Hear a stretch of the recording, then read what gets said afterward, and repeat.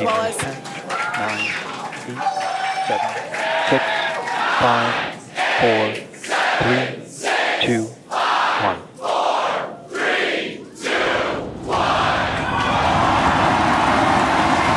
Detect liftoff.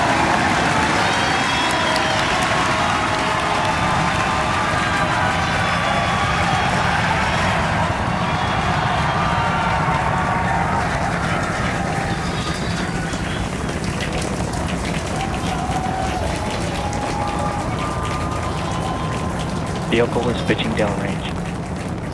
Booster Raptor, chamber pressure nominal.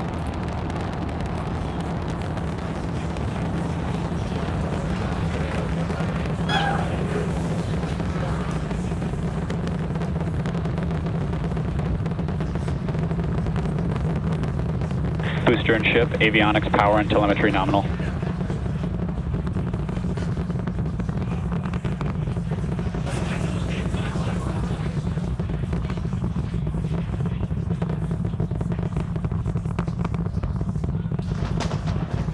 All right, we're just a little over a minute maximum into flight. dynamic pressure. We're about 6 miles away, so all the sound's still hitting us here. Hearing good call-outs that power telemetry nominal, that's flying straight and true. We do see all 33 Raptor engines lit up on telemetry screens. At this point, we've passed through that point of maximum aerodynamic pressure, that max Q. Now, coming up in just a little over a minute from now is going to be hot staging. So we're going to see the 6 engines on the ship ignite while still attached to the booster. Just before that, we'll see all but 3 center engines on the booster shut down. In what we call MECO, it's most engines cut off instead of main engine. And so while we continue to watch it go up, a lot of our flight controllers looking at all the systems around the tower. Again, we have to send a manual command. Just about 30 seconds away from hot staging.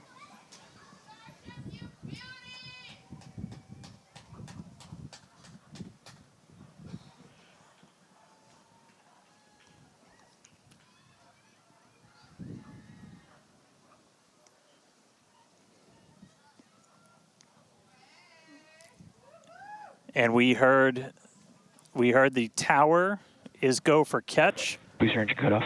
The return flag is set for true. Ship engine start up. Stage separation. All right, hot staging confirmed. Booster 6 out of 6 boost lit on the ship. Booster boost back going. We heard that we are go for catch. Kate, Jesse, take out the views. Hopefully I got a booster coming home real soon. Wow, from our view here, Dan, great views of planet Earth behind that super heavy booster. Right now it is performing the Ship boost back burn. nominal. Good news there, telling us that the pressures inside the ship are good. That is the second stage or the upper portion of the vehicle. Follow along with the telemetry on the bottom of your screen. Yeah, booster is currently, super heavy is currently in its boost back burn. This boost back burn. Avionics, power, and telemetry nominal. This boost back burn lasts just a little bit over a minute, so we've got a little, approximately 30 seconds left. We've had shutdown of that boost back burn. Up next will be hot stage jettison. The view from the camera on the left, or from the booster on the left-hand side of your screen, and then tracking cam there on the right-hand side of your screen. We'll see those grid fins. Booster offshore divert. And we can also see that the hot stage has been jettisoned. Yes, visual confirmation of that there on your screen, which is great. Now the next... Starship is following a nominal trajectory. The next step for booster is going into that landing burn. Again, it'll light up 13 of those engines and then pare down to 3 engines right before booster catch. All right, now just real quick, we did hear the call out, booster offshore divert. Unfortunately, that means that we are no-go for the catch. As we said before, both the tower and the vehicle, as well as the operators on console, have been actively evaluating the commit criteria for that return to the launch tower. And unfortunately, we did not have a pass on those commit criteria. So we are no-go for tower catch. And we did mention that we're constantly evaluating the criteria for catch. There's a lot of things that need to go well in order to line that up. Unfortunately, today we will forego booster catch today. But what you're seeing on your screen is ship currently making its way towards the Indian Ocean, still looking good so far. Exactly. So views there of the booster on the left-hand side of your screen, views of the ship on the right-hand side of your screen. Now, we've said before that it was not guaranteed that we would be able to make a tower catch today. So while we were hoping for it, like we said, it was pretty epic on attempt 1, but the safety of the teams and the public and the pad itself are paramount. So we are accepting no compromises in any of those areas. Exactly, and we're still going to get a lot of good flight data with booster even, but especially with ship. Again, we have an additional objective today to do an in-space relight of a Raptor engine, which again will help us set us up for being able to do deorbit burns, which is Ship chamber pressure nominal. which is important for orbital flights. And what you're seeing on your screen is a view from Super Heavy as it's making its way back down to Earth. Yeah, once again, we are attempting an offshore landing of the Super Heavy booster. So we have seen this before, and it is still very fun to watch, watching it come down for a soft splashdown off the Gulf Coast of Texas. We can see it there re-entering. We saw earlier those grid fins. There are 4 hypersonic grid fins. Oh, we can see that the landing burn has begun on the Super Heavy booster. And same pattern, 13 engines will light, gone down to 3 just as we expected. And what an incredible view of splashdown that we got today of Super Heavy. Yeah, I'm sure the buoy cam views will be pretty awesome once again. So we'd like to confirm a water landing once again for the Super Heavy booster. Congrats to the SpaceX team for making that milestone as well. Now, ship continues to look good. We can see that it is, while all of that was happening, the crowd here in Hawthorne continuing to react to all these amazing views that we're getting. The next milestone is... Starship is in terminal guidance. Great news there. Starship terminal guidance, referring to what we see here on our screen, the upper stage, at about 8 minutes, 35 seconds or so, we have ship engine cutoff, which will be the cutoff of the Raptor engines.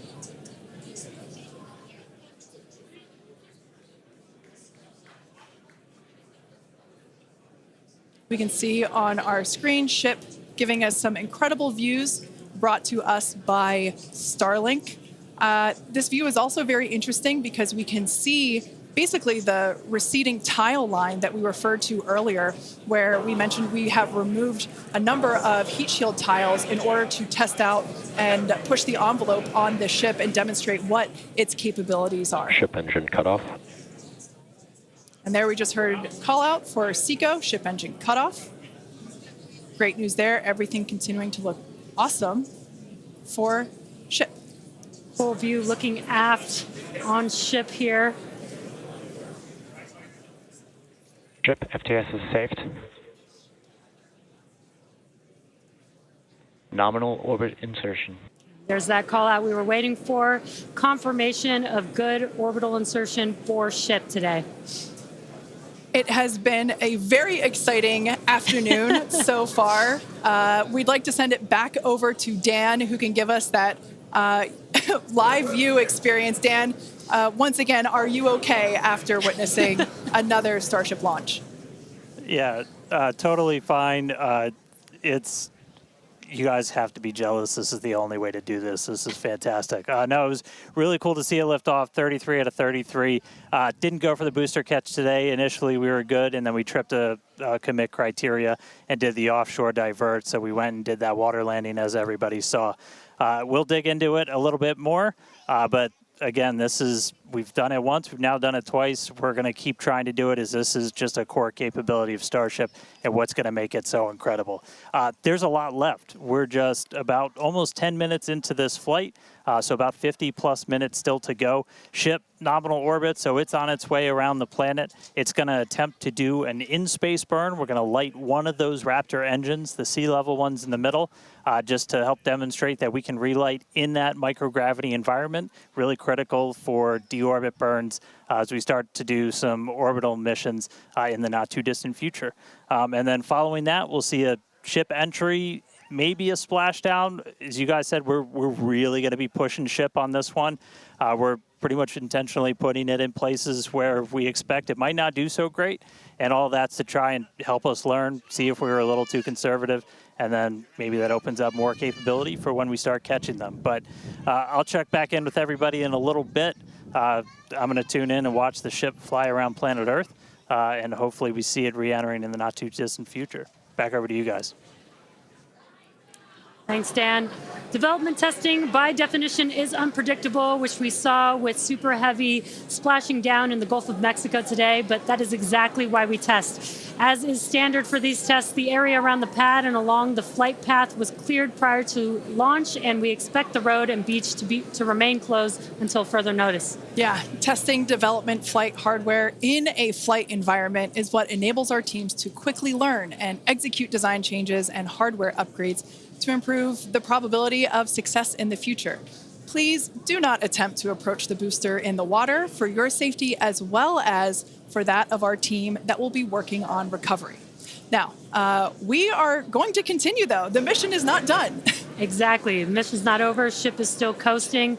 But it has been nonstop since liftoff, and with the booster having completed its job for the day, we are going to take a short break for the next 35 minutes or so while ship continues to coast before re-entry. Now, as with previous flights, Starlink may enable us to talk to the ship through re-entry with no communication blackout. Now, we are still testing Starlink during this phase of flight, so nothing is completely certain. Yeah, so if we do have views, we will be sure to bring those to you live. And of course, one of those views include that of our, as we said before, surprise payload, the Banana.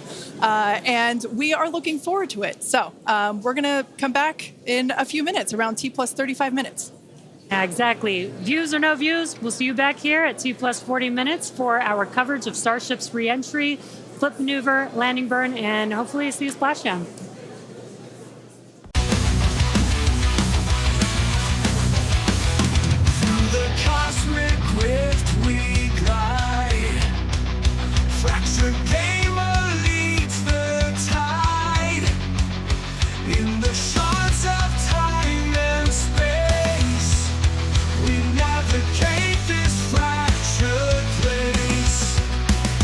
In the fractured universe,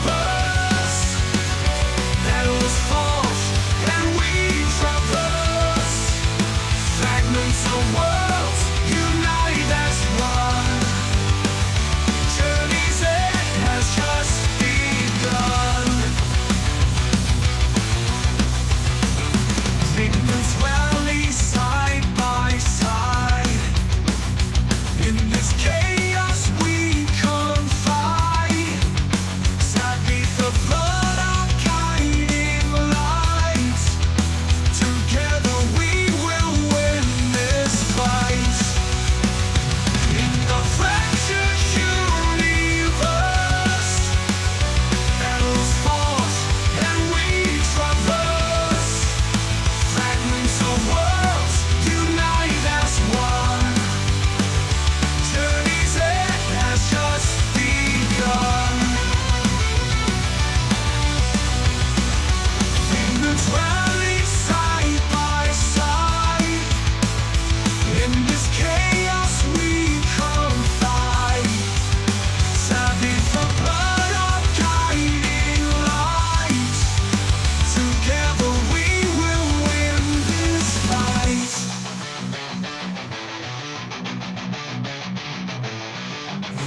splits, yet we stand.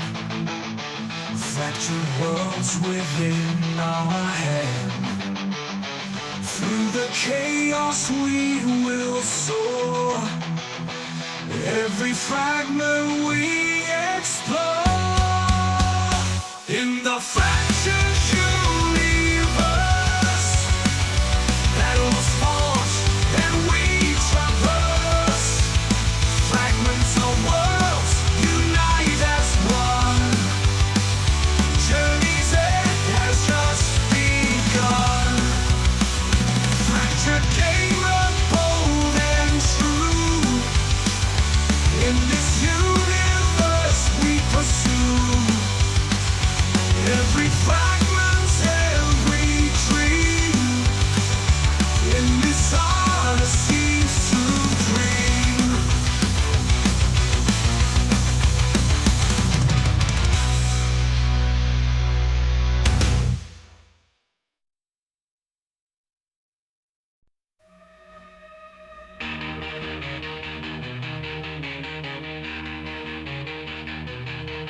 In starry realms we drift and glide.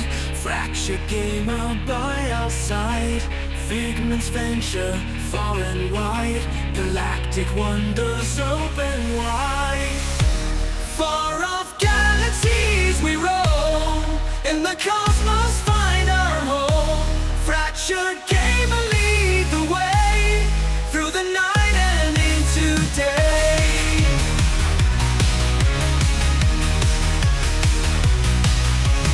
Nebulas and shining stars, whisper tales from lands afar. Digital dreams in every hue, universe of endless blue. Far off galaxies we roam.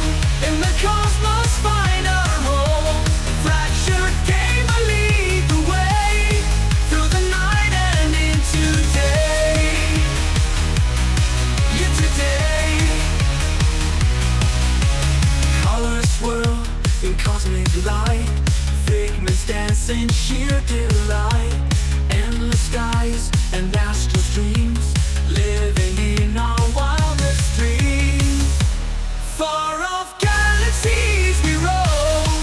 In the cosmos find our home. Fractured gamer lead the way. Through the night and into day. Yeah, today. Colors swirl in cosmic light. Figments dance in sheer delight. Endless skies and astral streams, living in our wildest dreams. Far off galaxies we roam. In the cosmos find our home. Fractured gamer lead the way. Through the night and into day. In the void we find our peace. Boundless wonders never cease. Fractured gamer with us true.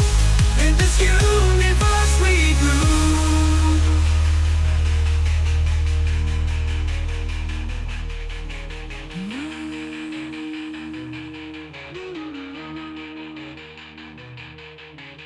Nebulas and shining stars, whisper tales from lands afar. Digital dreams in every hue, universe of endless blue. Far off galaxies we roam. In the cosmos find our home.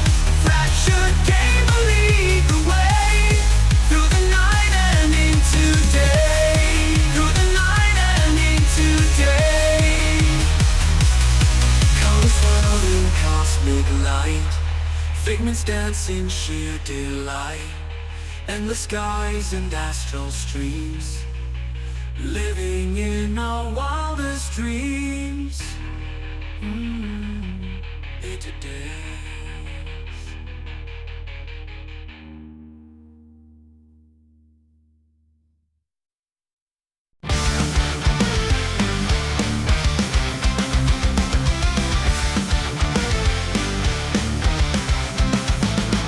Beyond the stars we sail away. Fractured gamer leads the way.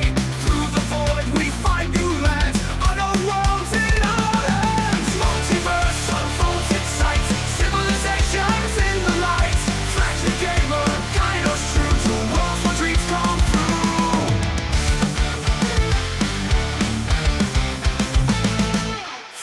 wonder, eyes alight. In realms unknown, we take flight.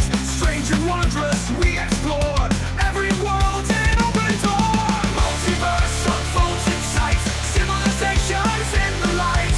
Fractured gamer, guide us through to worlds where dreams come true. Multiverse unfolds in sight. Civilizations in the light. Fractured gamer, guide us through to worlds where dreams come true. Figments wander, eyes alight. In realms unknown, we take flight. Strange and wondrous, we explore. Every world an open door. Multiverse unfolds in sight. Civilizations in the light. Fractured gamer, guide us through to worlds where dreams come true. In the endless cosmic sea, culture strange, new friends we see. Sharing stories, futures bright. In this boundless, endless night. Multiverse unfolds in sight. Civilizations in the light. Fractured gamer, guide us through to worlds where dreams come true. Journey far will never cease. In this vastness, find our peace. Fractured gamer, with us stay. In the multiverse we'll play.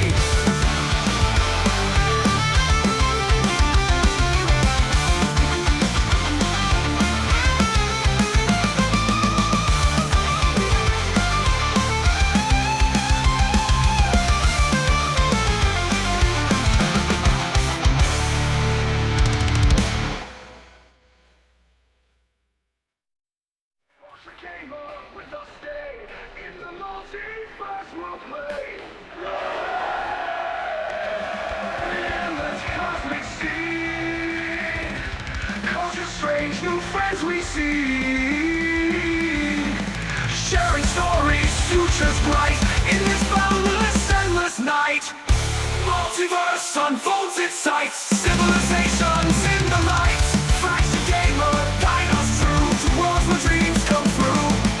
Multiverse unfolds its sight. Civilizations in the light. Fractured gamer, guide us through to worlds where dreams come true. Journey far will never cease. In this vastness, find our peace. Fractured gamer, with us stay. In the multiverse, we'll play.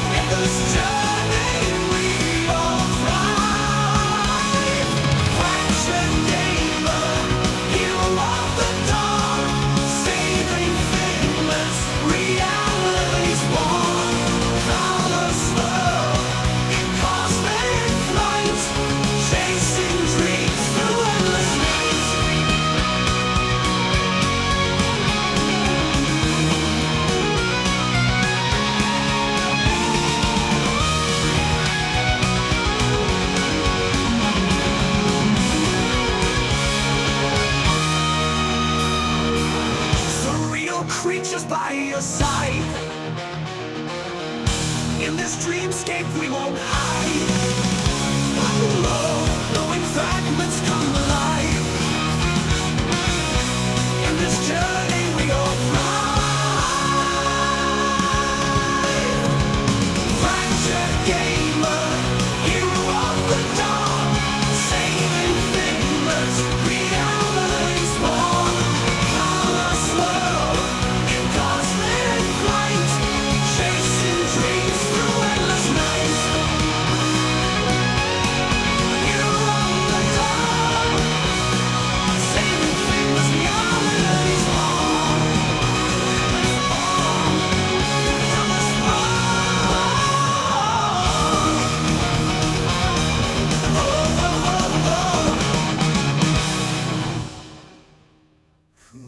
Reality bends, the truth is gone. In this realm where we belong, abstract shapes and vibrant hues, echoes of a world we choose. Fractured gamer, hero of the dawn.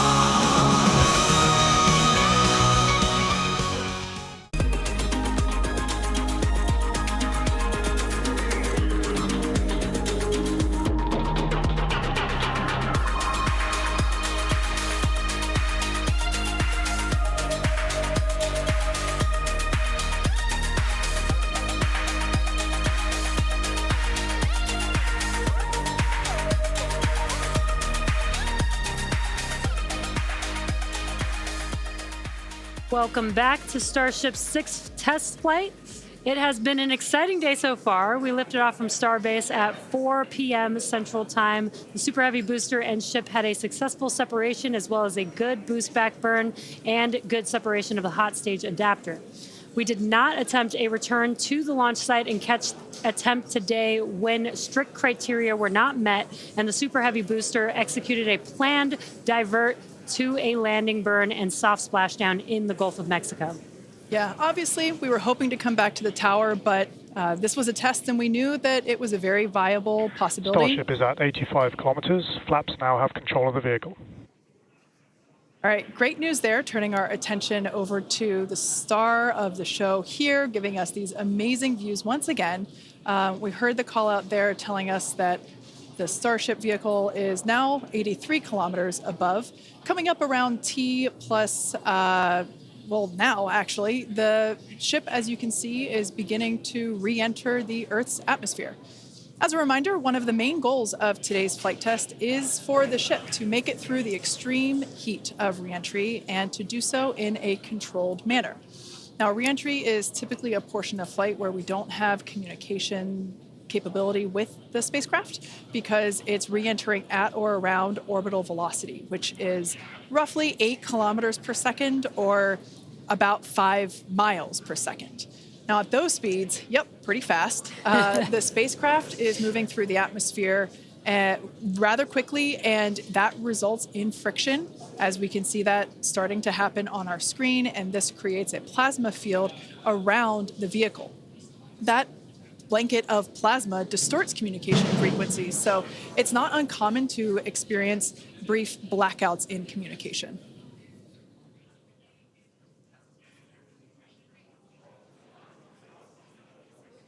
Starship is approaching the peak heating phase of entry.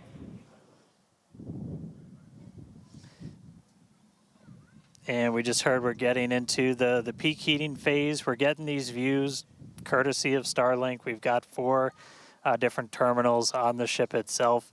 It's what's really allowed us to get real-time data during what's otherwise been just a mystery box, essentially, for spacecraft design, where when you're re-entering through the atmosphere, at least getting anything in real time hasn't ever been possible before. But we're able to not just get these views, but real-time telemetry from the ship as it's coming through. Do really want to stress that we are really pushing the ship today. The heat shield is not in the same configuration as it was last flight, where we had a team of ship techs do just an otherworldly task, replacing the entire heat shield. thousands of tiles, installing a backup ablative, and that pretty much set us up to do a pinpoint landing on Flight 5. We did not do that with this one. We have some backup in those really sensitive areas around the flap, but this is an older generation heat shield. And knowing we weren't going to do that, we even went and removed some extra tiles. There are some missing tiles on the nose cone where we're testing some backups. There are some steel covered tiles in a couple of different spots. And there's also a whole lot more steel of the ship showing.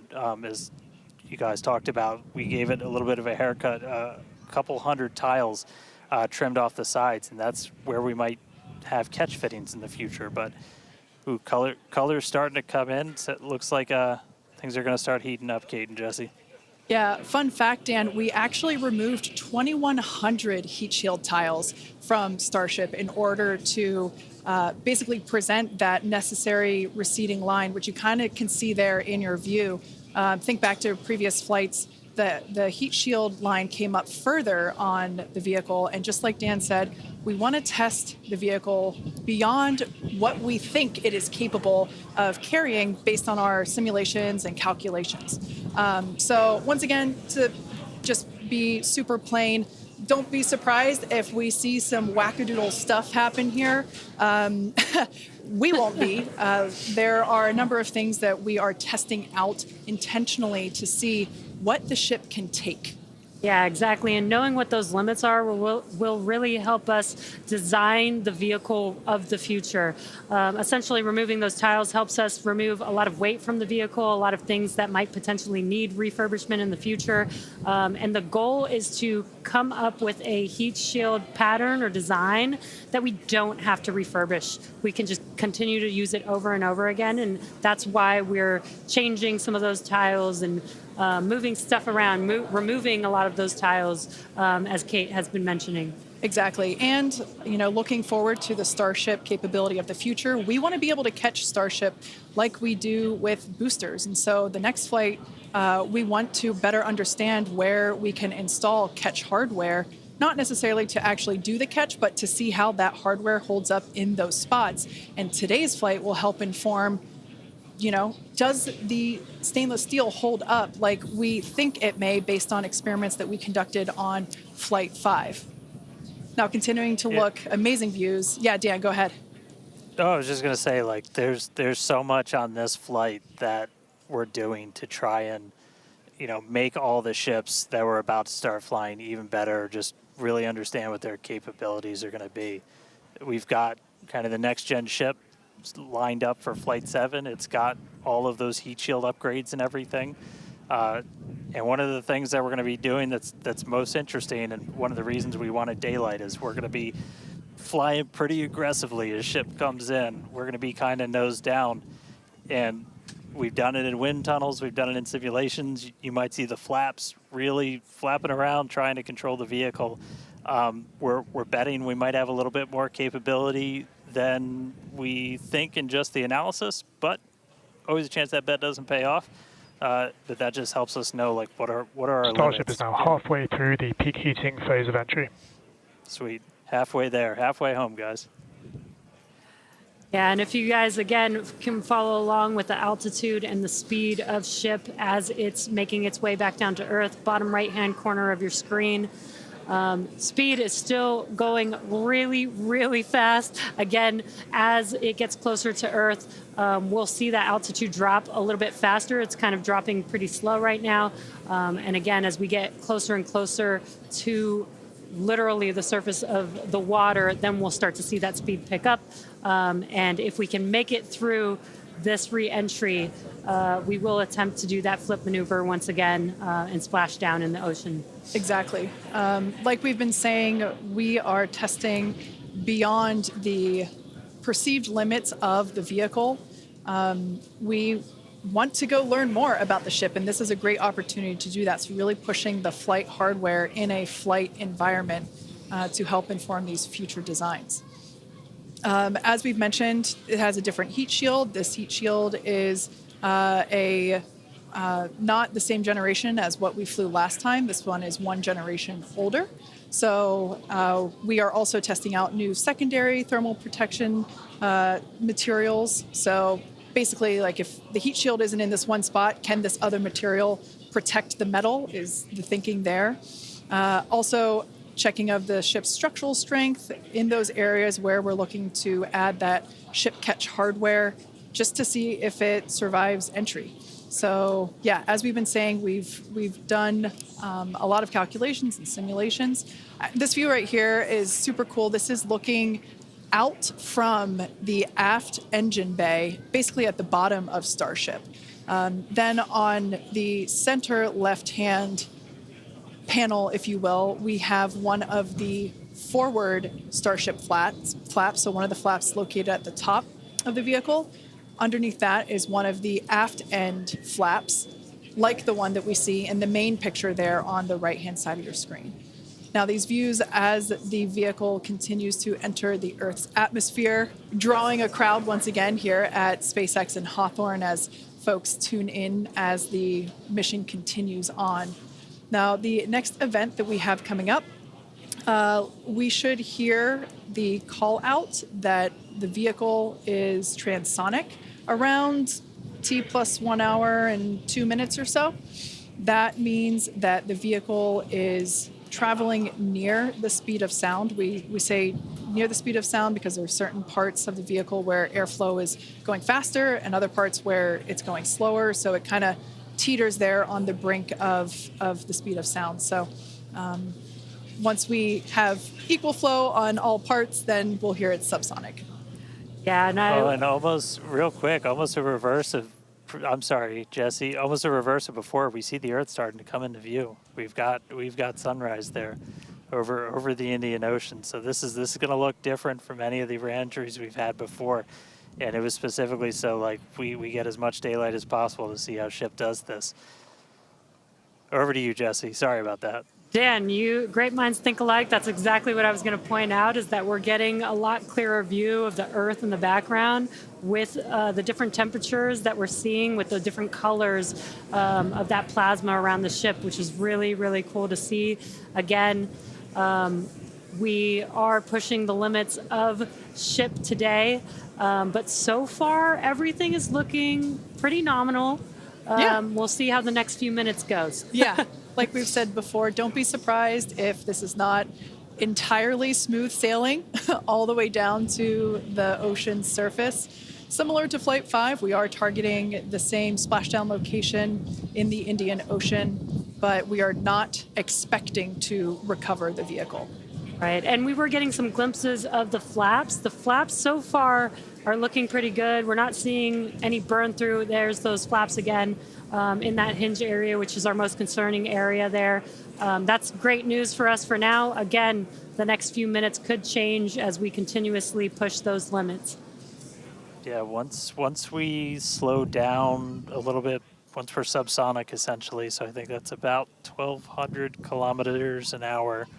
Once we're down below that, that's when we're going to kind of dip our nose down and get that more aggressive angle of attack. Normally we're just belly flop right into the water, pretty much, that position. But if we're going to be able to do return to launch sites, we're going to want to be able to fly with a little bit more of an angle of attack, get you a little bit more range as you're coming through. And so this'll be just a test to see quite how far can we push it. And obviously we're going to do these kind of tests way out here in super remote areas before you ever try to bring a ship back to a place like Starbase. Starship remains on a good entry trajectory. External temperatures are coming down. All right, great news there. That tells us that we are through the phase of peak heating. So we are expecting these temperatures to continue to come down. Once again, we are targeting a soft splashdown in the Indian Ocean off the northwest coast of Australia. We can see these beautiful views of planet Earth coming in. Yeah, this is very different, where we had nighttime views of the ship as it was re-entering. And now we've got daylight. It is about an hour or so after sunrise there in the Indian Ocean. So pretty cool to see this.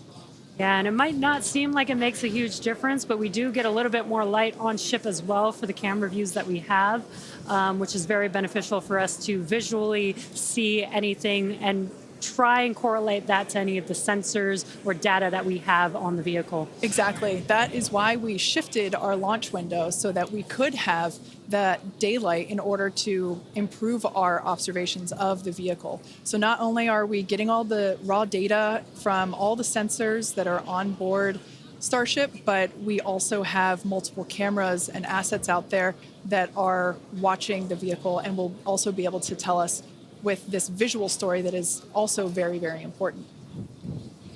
And as we get down a little bit lower, the Raptor engines are in their chill phase right now, so just essentially getting them primed to turn on. We're going to use those 3 center engines to do a landing flip and then a landing burn. So we'll come down kind of in that slightly pointed down belly flop and then fire off those engines to flip us around and then do that final landing burn. That should be coming up in just a little over, just under 5 minutes from now. And then hopefully we start hearing some call outs on transonic and subsonic as we slow down. Again, once you hear Starship as subsonic, keep a close eye on the flaps. They're going to be working overtime essentially to maintain control of the ship as we get a little more aggressive with this.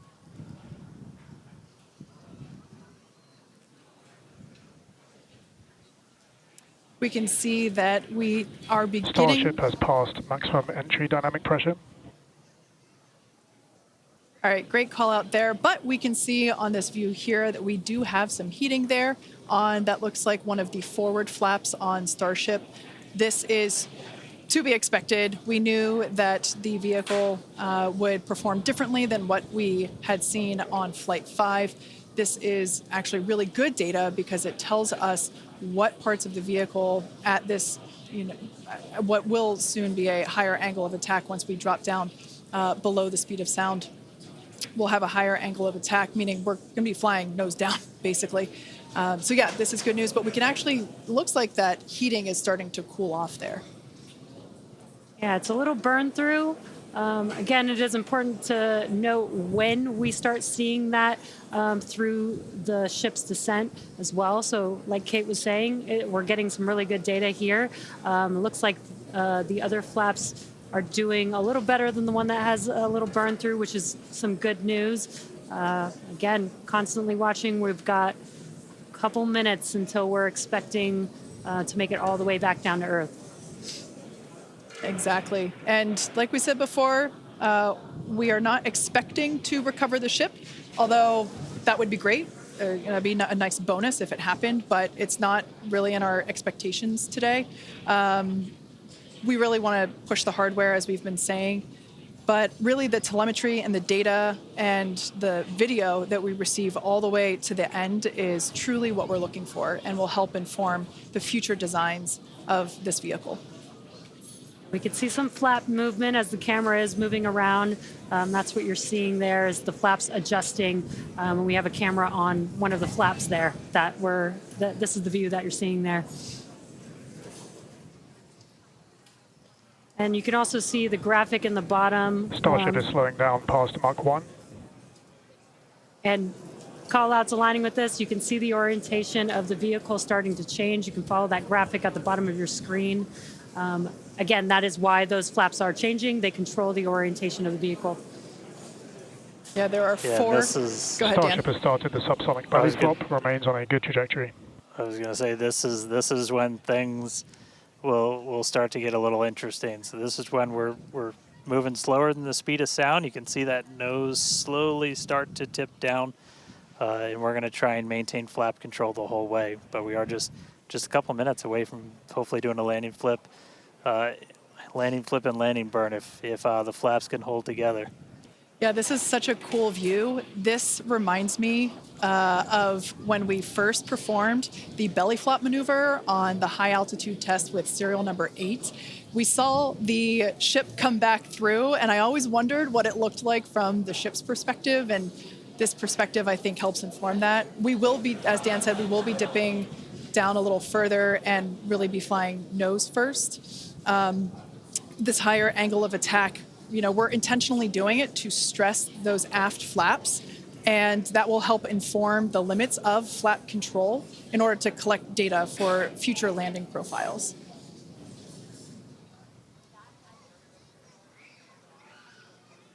I mean, we're looking good so far. We've just got about 5 kilometers in altitude to go. We'll ignite the engines when we're still just a couple hundred meters over the ground, do that flip. Starship is and passing landing through burn. 5 kilometers altitude, remains on a good trajectory. I have a feeling this is going to look so cool as it passes through the clouds. Obligatory shout out to the entire avionics team on Starship. And there's that nose down orientation.